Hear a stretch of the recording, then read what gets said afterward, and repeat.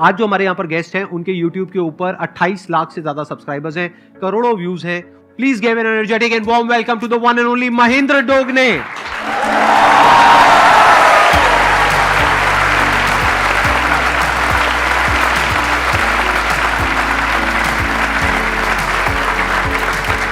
Please. मेरा नाम महेंद्र दोगने है और मैं मध्य प्रदेश के सबसे छोटे डिस्ट्रिक्ट हरदा से बिलोंग करता हूँ और अभी भी वहीं पर रहकर सारी चीज़ें कर रहा हूँ, सारे काम कर रहा हूँ। मेरे पिताजी एक मैकेनिक है। मैं सेशन सुन रहा था शायद मनोज का, और उसमें उनके पिताजी शायद बाइसिकल रिपेयर करते थे। राइट। तो मेरे पिताजी जो है बाइक रिपेयर करते थे और अभी भी करते हैं, और मैंने वहीं से शुरुआत की।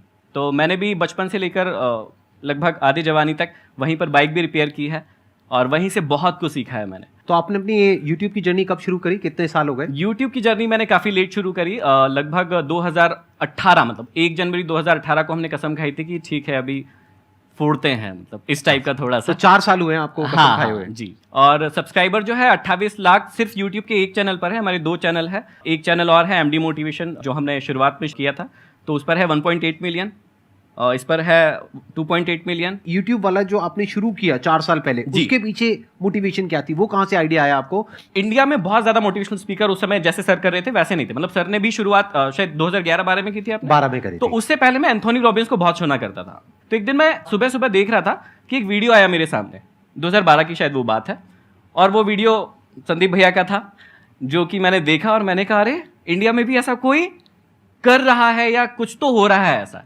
जब भैया ने ये वीडियो डाली उसके बाद समझ में आया कि अच्छा, और ऐसा होता है कई बार कि जब आप छोटे होते हैं तो कोई ना कोई एक व्यक्ति ढूंढ रहे होते हैं, आइडल ढूंढ रहे होते हैं, ऐसा भी कह सकते हैं हम, कि कोई व्यक्ति एग्जैक्टली कुछ कर रहा है क्या वैसा।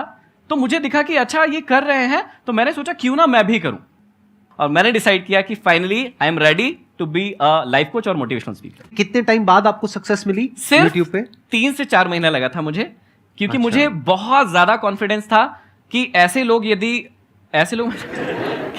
यदि मार्केट में चल रहे हैं तो मैं तो बहुत अच्छा फोड़ सकता हूँ। ऐसे आपने उधर इशारा क्यों किया, मेरी तरफ क्यों किया? आपके जैसा नहीं। ऐसे लोग अगर चल रहे हैं ऐसे तो पता नहीं क्या कर सकता हूँ। नहीं, ऐसे लोग नहीं सर। मैंने तुरंत मोटिवेशनल स्पीकर बनने के बारे में नहीं सोचा। मतलब मुझे पता था कि पोटेंशियल है मेरे अंदर, और मुझे बोलना बड़ा अच्छा लगता था। मतलब मैं जब बोलता था तो लोग सुनते थे, और वो जो कनेक्शन होता था, जैसे भैया करते हैं कि जब आप भैया बोलते हैं और आप लोग हंसते हैं तो इनके अंदर क्या फील हो रहा होगा वो आप सोच भी नहीं सकते हैं, है ना। और हर बार वही चीज इनको यहां पर आने के लिए मोटिवेट करती है, या वही चीज इनको एनर्जी देती है, पावर देती है। तो वही सेम फीलिंग मेरे साथ भी होता था कि जब मैं स्टेज पे होता था, छोटे छोटे स्टेज थे उस समय, जब मैं कोचिंग चला रहा था तो बहुत छोटा स्टेज होता, 200-300 बच्चे बैठते थे वहां पर, लेकिन जब वो हंसते थे मेरी बातों पर, इंजॉय करते थे उस बात को और डीप चले जाते थे। मतलब जो लास्ट सेशन हुआ था मेरा अभी 2-3 महीने पहले, यदि मैं उसका टाइमिंग बताऊंगा तो आप आश्चर्यचकित रह जाएंगे।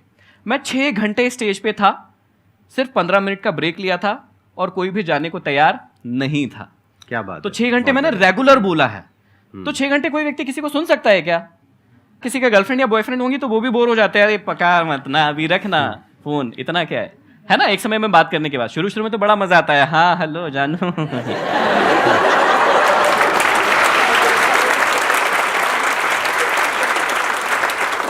अच्छा, इनका छोड़ो, आप अपना बताओ, आपका क्या चल रहा है?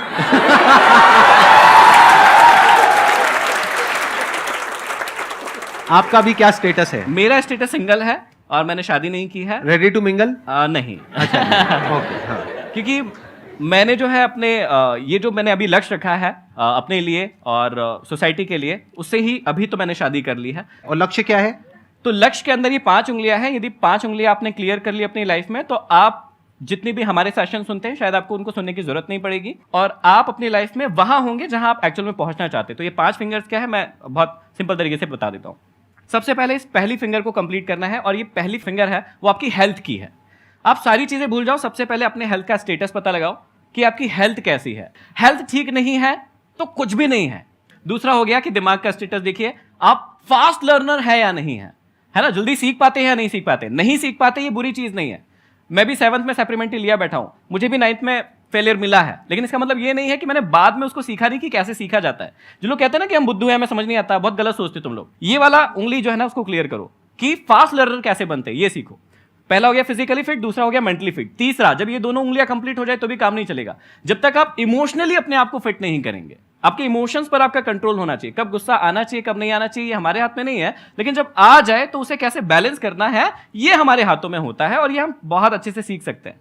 जब ये तीनों उंगलियां कंप्लीट हो जाती है और आपके पास पैसे ही नहीं है, मतलब चौथी उंगली नहीं है, तो ये तीनों उंगलियां किसी काम की नहीं है, चौथी उंगली को क्रिएट कीजिए, मतलब वेल्थ बनाइए अपनी, फाइनेंशियली फ्री होइए, और उसके बाद जब ये चारों चीज हो जाए तब आइए और समझिए जो जीवन है एक्चुअल में वो क्या है, मतलब जो स्पिरिचुअल जर्नी हम कहते हैं। और जब ये पांचों उंगली आप बनाएंगे तब बनेगी एक मुट्ठी, और उससे आप जीवन में फिर कुछ भी कर सकते हैं। बहुत बढ़िया।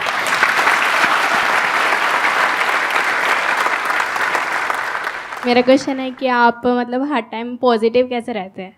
जैसे मैं मोटिवेशनल स्पीकर हूं तो कई लोग मुझसे पूछते हैं, पता नहीं क्यों पूछते हैं, कि भैया आप हमेशा ही एनर्जेटिक रहते हो, हमेशा ही आपके अंदर आग रहती है, फायर रहती है, ताकत रहती है, तो क्या ऐसा हो सकता है, पॉसिबल है क्या? ये नहीं है, अप्स एंड डाउन्स होते रहते हैं।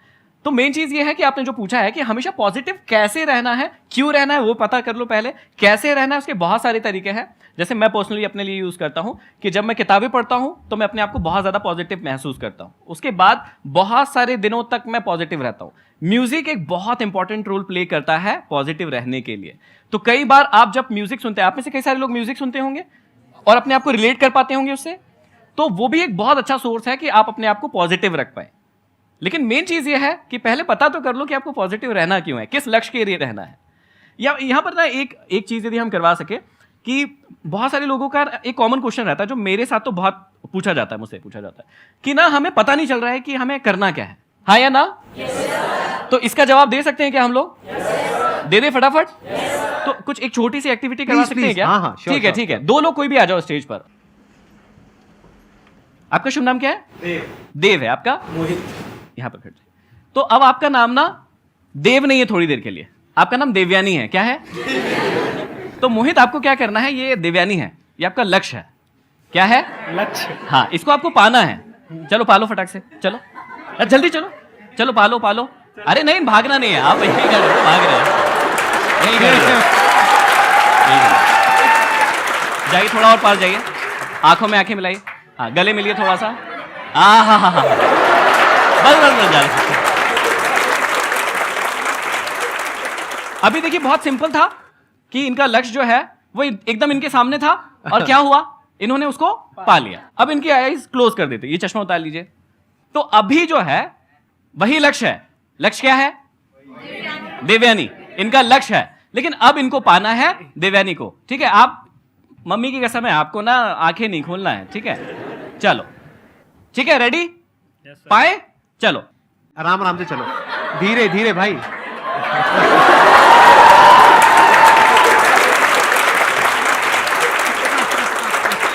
तो यहां पर कुछ बात समझ में आ रही है कि जब हमारे सामने एकदम लक्ष्य होता है तो एग्जैक्टली हम देख पाते हैं कि हमें कहां जाना है। लेकिन जब हमें पता ही नहीं होता है कि हमें जाना कहां है, तो फिर हमें बहुत सारे एफर्ट्स लगाना होता है, जैसे इनके केस में हुआ होगा। लेकिन इनको तो पता था कि किधर घुमाया।